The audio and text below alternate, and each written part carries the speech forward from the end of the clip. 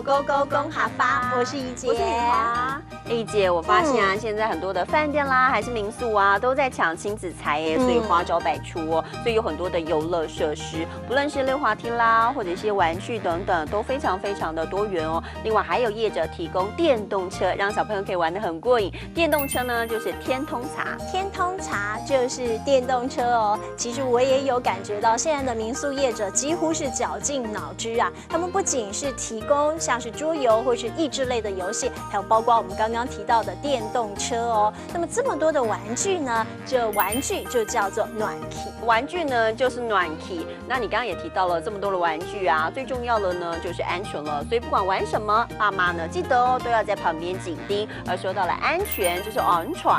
安全就是安全哦。那么今天要教给你的一整句话呢，就是电动车是比较新式的玩具。这句话应该要说的是天通茶黑卡行色给暖气。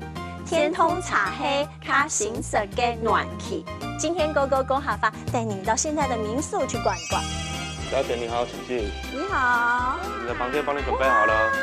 天通茶，好多天通茶哦，你想玩吗？晨晨，你要选哪一台天通茶？你要选哪一个？选这个。弟弟，你要注意安全哦，哈！你待会要注意什么？安全。对，安全，很棒哦！小心，小心，好，往右边。哇，现在的亲子民宿好有趣，还有天通茶哎。对啊，它不只有天通茶，它里面还有很多的暖气哦。哇！你想玩啊？好。我觉得现在的民宿真的非常好玩哎。因为玩具真的非常多。我们刚刚提到很多的玩具，玩具就是暖气，暖气就是玩具了。而这么多的玩具里头呢，有一项小朋友很喜欢哦，那就是电动车了。电动车就是天通茶，天通茶就是电动车哦。不过啊，玩电动车虽然可以让小朋友体验自我驾驭的乐趣，但最重要的是要注意安全。安全就是安全。安全就是安全了，没错。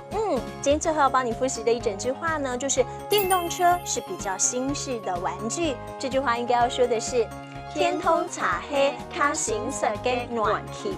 天通茶黑卡行色给暖气。今天勾勾公哈发带你一块体验了现在的民宿，是不是真的很过瘾啊？我们下次见喽。